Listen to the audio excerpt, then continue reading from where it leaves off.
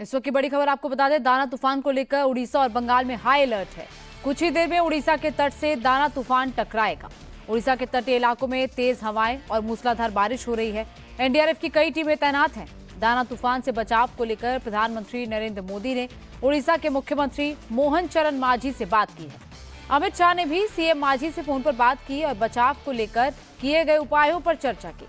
उड़ीसा के धामरा तट पर तूफान दाना का लैंडफॉल कुछ ही देर में होगा, लेकिन उसको लेकर तो पहले तस्वीरें सामने आ रही हैं। हवाएं अभी ही 70 से 80 किलोमीटर प्रति घंटे की रफ्तार से चल रही हैं और जैसे ही तूफान का लैंडफॉल होगा तब हवाएं और तेजी से चलेंगी, यानी लगभग 100 से 120 किलोमीटर प्रति घंटे की रफ्तार से हवाएं चल सकती हैं। दाना साइक्लोन तेजी से आगे बढ़ रहा है। खतरे को देखते हुए उड़ीसा और बंगाल सरकार भी मुस्तैद है। इस वक्त उड़ीसा के सीएम मोहन चरण मांझी अधिकारियों के साथ साइक्लोन से बचाव की तैयारियों का जायजा ले रहे हैं। बैठक इस वक्त वहां पर चल रही है। वहीं दूसरी तरफ बात करें तो ममता बनर्जी भी वॉर रूम में तैनात हैं। ममता बनर्जी हावड़ा में बनाए गए कंट्रोल सेंटर से ही मॉनिटरिंग कर रही है। पश्चिम बंगाल की मुख्यमंत्री ममता बनर्जी वॉर रूम से साइक्लोन की सिचुएशन पर नजर रखे हुए हैं, तो उनके मंत्री फिरहाद हाकिम भी तूफान और उसके बाद के हालात से निपटने की तैयारियों में लगे हैं। फिरहाद हाकिम ने कहा कि पूरा प्रशासन अलर्ट पर है। जिन इलाकों में ज्यादा असर पड़ने की आशंका है वहां से लोगों को पहले ही हटा लिया गया है। तो कंट्रोल रूम में लगातार अपना दृष्टि रख रहे हैं और कलकत्ता में क्या आबोहवा होगा इसके ऊपर विचार कर रहे हैं। हम लोग का हर पंपिंग स्टेशन 81 कलकत्ता कॉरपोरेशन और 5 KMDA का 86 पंपिंग स्टेशन रेडी है और पूरा जोर शोर से चल रहा है। इसके बाद हमारा पार्क्स एंड स्क्वायर्स का 120 कटिंग मशीन लेके रेडी है कलकत्ता में। जहां पर भी पेड़ गिरेगी 2-3 घंटा के अंदर वो रास्ता को साफ करने के लिए। हाइड्रोलिक लैडर भी रेडी है। हमारे पार्क्स एंड स्क्वायर्स जो हमारे और कंजर्वेंसी कहीं पर प्लास्टिक जम के पानी न जम जाए इसका ऊपर भी निगाह नजर रख रही है। तो तैयारियों को लेकर बंगाल सरकार के मंत्री की बात आपने सुनी। वही ओंकार, आज की रात बेहद भारी है, जैसे हम पहले भी बात कर रहे थे, लेकिन अब लैंडफॉल का वक्त और नजदीक आता जा रहा है, खतरा और ज्यादा बढ़ता जा रहा है और इलेक्ट्रिसिटी जाहिर तौर पर इन इलाकों में काट दी गई होगी और लोगों को उसकी वजह से ही परेशानी हो रही होगी। जी गौनिका, आज शाम के बाद से ही भद्रक इलाके के ज़्यादातर जो तटीय इलाका है उस इलाके में इलेक्ट्रिसिटी जो है वो इलेक्ट्रिसिटी सप्लाई फिलहाल के लिए बंद रखा गया है, क्योंकि तूफान आने वाला है। तो जैसे कि देखा जा रहा है उड़ीसा सरकार की तरफ से सभी व्यवस्थाएं की गई है। 200 से ज़्यादा रिलीफ शेल्टर यहाँ पर बनाया गया है और वो रिलीफ शेल्टर में तकरीबन 30,000 से भी ज़्यादा लोगों को वहाँ पर लाया गया है, क्योंकि वो लोग कच्चे घरों पे रहते हैं। तो जितने भी कच्चे घरों पे मकानों पे जितने भी लोग रहते हैं उनको भी उस रिलीफ शेल्टर पे लाया गया है। तो फिलहाल जैसे कि मौसम विभाग का बात करें तो जैसे कि मौसम विभाग से जानकारी मिल पा रहा है कि आज रात को 12:30 बजे के बाद से ये लैंडफॉल का जो प्रोसेस है वो प्रोसेस शुरू होता जाएगा। तो ये जो लैंडफॉल होगा वो धामरा और भीतरकनिका ये दोनों के बीच में होगा। तो हम लोग इस वक्त धामरा में हैं और धामरा में जैसे कि देखा जा रहा है इस वक्त फिलहाल बारिश शुरू हो चुका है और धीरे धीरे हवाएं भी तेज होते जा रही है। तो जैसे मौसम विभाग ने कहा है कि ये जब तटीय इलाकों से टकराएंगे तब इसके हवा तकरीबन 120 किलोमीटर प्रति घंटे की रफ्तार से बहेगी। तो जाहिर सी बात है कि क्षति की संख्या बहुत ज्यादा है उड़ीसा में। तो इसके अलावा उड़ीसा के साथ साथ बंगाल में भी काफी ज्यादा क्षति के आशंका जताई जा रही है। इसके लिए ममता बनर्जी सभी प्रशासन की तरफ से सभी व्यवस्था भी उन्होंने किया है। वो आज सारा रात नवान्नो यानी कि सेक्रेटेरिएट पे रहेंगे और पर वार रूम भी खोला गया है, यानी कि कंट्रोल रूम भी खोला गया है। तो उस कंट्रोल रूम से वो पूरी मॉनिटरिंग करेंगे बंगाल की। जैसे कि बंगाल के 7 जिले को अलर्ट में रखा गया है। इसमें पूर्व मेदिनीपुर, पश्चिम मेदिनीपुर, दक्षिण 24 परगना, उत्तर 24 परगना, कोलकाता, हावड़ा, बांकुड़ा, ये सब जिला जो है ये जिला को हाई अलर्ट पे रखा गया है। तो इस इलाके के ऊपर जैसे कि कंट्रोल रूम नजर रखेगी, इसके साथ साथ डीएम, एसपी सभी को अलग अलग दायित्व दिया गया है। वो अलग अलग दायित्व निभाने के लिए कहा गया है कि जीरो कैजुअलिटी हो, इसको मद्देनजर रखते हुए सभी व्यवस्थाएं की गई है।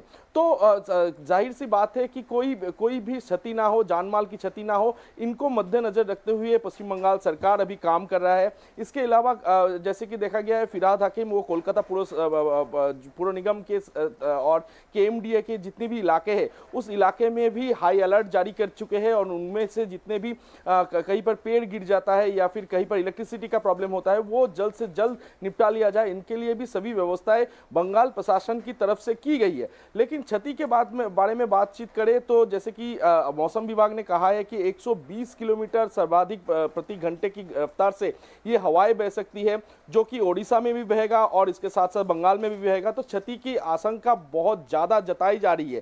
तो 12:30 बजे के बाद से ये लैंडफॉल का जो प्रोसेस है वो धामरा से भीतरकनिका के भीतर, यानी कि हम लोग इस वक्त जहां पर है इसी के ऊपर से ये दाना गुजरेगा। तो कहीं ना कहीं यहाँ पर क्षति का बहुत ज्यादा आशंका जताया जा रहा है। इसी के लिए ओडिशा सरकार की तरफ से भी सभी व्यवस्थाएं की गई है। जैसे कि कुछ देर पहले सीएम मांझी से भी प्रधानमंत्री नरेंद्र मोदी ने बात भी किया और इलाके के मुआयना उनसे लिया है कि कौन कौन इलाका कैसे क्षति हो सकता है। जैसे कि जानकारी मिल रहा है अभी तक कि भद्रक इलाके में सबसे ज्यादा क्षति होने की एक आशंका जताई जा रही है, इसीलिए ज्यादा से ज्यादा रिलीफ शेल्टर, राहत शेल्टर यहाँ पर बनाया गया है। उसी राहत शेल्टर में ज्यादा से ज्यादा लोगों को लाया गया है। जैसे कि सुबह तक जैसे 30,000 लोगों को लाया गया था इस रिलीफ शेल्टर में, और जहां तक शाम बढ़ते बढ़ते ये जो संख्या है लोगों की, ये संख्या धीरे धीरे बढ़ रही है। तो कहीं ना कहीं ये क्षति, जानमाल की क्षति ज्यादा ना हो, इसको मद्देनजर रखते हुए दोनों सरकार यानी कि पश्चिम बंगाल सरकार और ओडिशा सरकार, दोनों सरकार इनके ऊपर नजर बनाए हुए है। गौनिका। बिल्कुल ओंकार, कई बार तूफान हमने देखे हैं उड़ीसा में भी, चाहे वो 1999 का तूफान हो या फिर 2019 में फानी तूफान आया था। उस तूफान में भी कई गांव प्रभावित हुए थे, कई लोग प्रभावित हुए थे, कई लोगों की जान भी गई थी। ऐसे में रेमल तूफान तो अपना असर कम लेकर आया था, लेकिन तूफान जब लैंडफॉल होता है उसके आने के बाद ही पता चलता है कि उसका असर कितना ज्यादा उन इलाकों में पड़ेगा। अगर इस तूफान की बात करें तो कितने ऐसे ग्रामीण इलाके हैं जिस पर इसका असर सीधे सीधे पड़ सकता है? डायरेक्ट इम्पैक्ट कितने गाँव में, कितने इलाकों तक है? जी देखिए, फिलहाल मौसम विभाग की जानकारी के अनुसार पश्चिम बंगाल के 7 जिलों यानी कि उत्तर 24 परगना, दक्षिण 24 परगना, पूर्व मेदिनीपुर, पश्चिम मेदिनीपुर, बांकुड़ा, इसके अलावा हावड़ा, कोलकाता, इसी इलाकों में ज्यादातर पड़ सकते हैं। और सबसे ज्यादा इंपैक्ट पड़ेगा तो वो तटीय इलाका है यानी कि पूर्व मेदिनीपुर जिला। यहाँ के जितने भी कच्चे घर है उनके ऊपर प्रभाव पड़ सकते हैं। इसके अलावा जितने भी पेड़ है वो पेड़ भी गिर सकता है, ऐसे ही अभी तक आशंका जताई गई है। इसके अलावा ओडिशा की तरफ हम लोग देखें तो ओडिशा के भद्रक जिला के ऊपर सबसे ज्यादा प्रभाव पड़ सकता है। ऐसे ही ओडिशा सरकार, इसीलिए ओडिशा सरकार ने भद्रक के ऊपर ज्यादा नजर बनाए हुए है। तो कहीं ना कहीं ये जानमाल का क्षति ना हो, इसको मद्देनजर रखते हुए सभी सरकारें इसके ऊपर बने हुए हैं। इसके अलावा जैसे कि दिखा गया सुबह से ही सभी व्यवस्था जो किया गया है। इसके अलावा अस्पतालों में जितनी भी प्रेग्नेंट औरत है जिनको 5 तारीख तक डिलीवरी होने वाला है, उनको सभी को अस्पताल लाया गया है उड़ीसा सरकार की तरफ से। कहीं उनको लेबर पेन अचानक से उठे तो उनको डिलीवरी करने के लिए जो व्यवस्था है वो सारी व्यवस्थाएं सरकार की तरफ से की गई है। इसके अलावा जैसे कि देखा जाता है कि आफ्टर जो तूफान के बाद जैसे कि देखा जाता है कि कई सारे इलाकों में पानी घुस जाता है। पानी घुसने के वजह से कहीं ना कहीं सांपों के बहुत ज्यादा तैनात बढ़ जाता है, उनके काटने की वजह से बहुत लोगों की मौत हो जाती है। तो उनको भी नजर रखे गया है, उनके लिए एंटी वेनम जितने भी है वो भी अस्पतालों में मौजूद रखा गया है। तो यानी कि सब चीजों को मद्देनजर रखते हुए और जानमाल की क्षति एकदम ना हो और जीरो कैजुअलिटी हो, इनको मद्देनजर रखते हुए सब कुछ व्यवस्थाएं की गई है। लेकिन इससे पहले जैसे कि हम लोग देखे हैं कि रेमाल तूफान में उतना ज्यादा असर नहीं पड़ा। उससे पहले सित्रांग बोल के एक तूफान आया था, उनके भी इतना असर नहीं पड़ा था। लेकिन 2020 साल में आखिर हम लोग देखे कि उसमें आम्फान में कोलकाता के ऊपर बहुत ज्यादा प्रभाव पड़े थे। तो उनको मद्देनजर रखते हुए, उनसे शिक्षा लेते हुए ये जो दाना अभी आज रात को टकराने वाला है, उनके ऊपर सभी प्रशासन नजर बनाए हुए है और जैसे कि कोई भी जीरो कैजुअलिटी हो, यही फिलहाल के लिए उड़ीसा गवर्नमेंट और पश्चिम बंगाल गवर्नमेंट के पास चैलेंज है। गौनिका, बिल्कुल चैलेंज एक बड़ा है, लेकिन ये तूफान, इस तरीके के तूफान पश्चिम बंगाल और उड़ीसा में खासतौर पर ओंकार कई वक्त में देखे गए हैं और बार बार ऐसे तूफानों को लेकर सरकारें तैयारी करती हैं।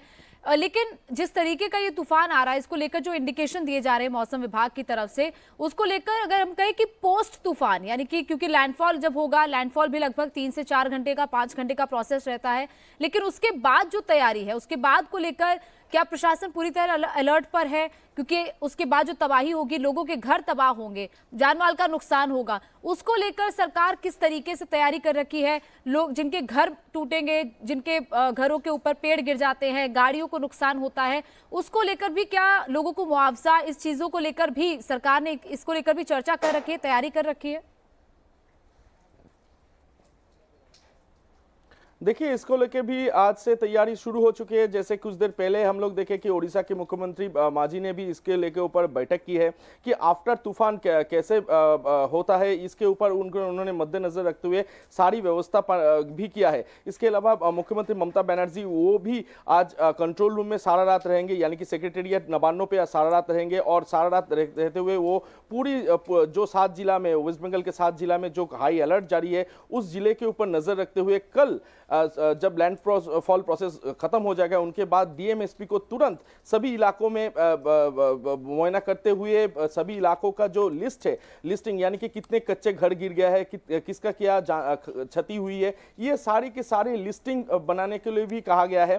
तो ये सारे चीजों के मद्देनजर रखते हुए और किसी का भी जान माल का कोई क्षति ना हो, इनको मद्देनजर रखते हुए सारी व्यवस्थाएं पश्चिम बंगाल सरकार की तरफ से ममता बनर्जी कर रही है।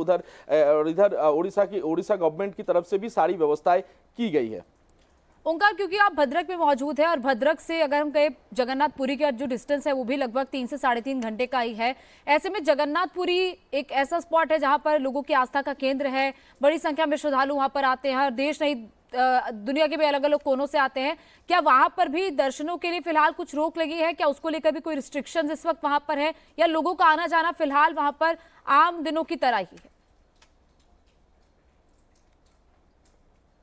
नहीं, देखिए, पुरी में फिलहाल तो जैसे कि देखा गया है, कल से पश्चिम बंगाल से काफ़ी सारे ट्रेन को कैंसिल कर दिया गया है और पुरी में भी हाई अलर्ट जारी है। इसके अलावा पुरी में जितने भी होटल्स है, उनमें जितने भी पर्यटक है, उनको बाहर निकालने का जो काम था आज दोपहर 3 बजे तक वो किया गया है। और जितने भी लोग आए हुए थे, ज़्यादातर उड़ीसा के पुरी में पश्चिम बंगाल के पर्यटक आते हैं, तो उनको इवैक्यूएट करके जल्द से जल्द उनके घर पहुँचाने की जो काम है वो काम भी किया जा चुका है। तो पूरी का जो सिचुएशन है वो भी हाई अलर्ट पे है और जैसे कि देखा गया है कि वहां पर नए तरीके से किसी को पर्यटक को होटल ना मिल पाए, इसके लिए भी ऑर्डर जारी कर चुके हैं।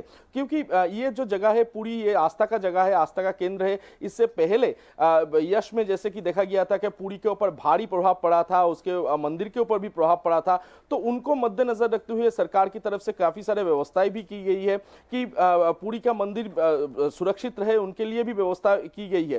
तो उड़ीसा सरकार की तरफ से पूरी मंदिर के ऊपर, क्योंकि ये एक आस्था का जगह है, उनके ऊपर भी व्यवस्थाएं सभी की जा चुकी है। और इसके अलावा पूरी जो क्योंकि ये एक पर्यटक स्थल है, उनके ऊपर भी कई लोग ना रह पाए वहां पर या फिर समुद्र तट पे नहीं ना पहुंच पाए, उनके लिए भी काफी सारे व्यवस्थाएं उड़ीसा गवर्नमेंट की तरफ से की जा चुकी है। बिल्कुल ओंकार, लगातार आप जानकारी दे रहे हैं। हालांकि क्योंकि ट्रेनें बड़ी संख्या में कैंसिल हुई हैं, लगभग 500 से ज्यादा ट्रेनें कैंसिल हुई हैं। एयरपोर्ट इस वक्त बंद है भुवनेश्वर का। पश्चिम बंगाल में भी इसको लेकर अलर्ट लगातार रखा गया है। लेकिन अगर बात करें केंद्र सरकार से सहयोग की, क्योंकि उड़ीसा के मुख्यमंत्री से बात हो चुकी है, प्रधानमंत्री नरेंद्र मोदी की और गृह मंत्री अमित शाह की, तो केंद्र से सहयोग कितना मायने रखता है ऐसे वक्त में जब राज्य सरकार इस तरीके के तूफानों से डील करती है और उसके बाद जो नुकसान होने की आशंका होती है, उसमें केंद्र सरकार का उनका कितना सहयोग रहता है? देखिए, केंद्र सरकार का सहयोग तो बहुत बड़ी एक सहयोग है, क्योंकि प्रधानमंत्री नरेंद्र मोदी उन्होंने भी आज ओडिशा के मुख्यमंत्री माझी से बातचीत किया और जान माल की चाहे किसी को कोई क्षति ना हो, जीरो कैजुअलिटी हो, इनके बारे में भी नहीं उन्होंने बातचीत किया है।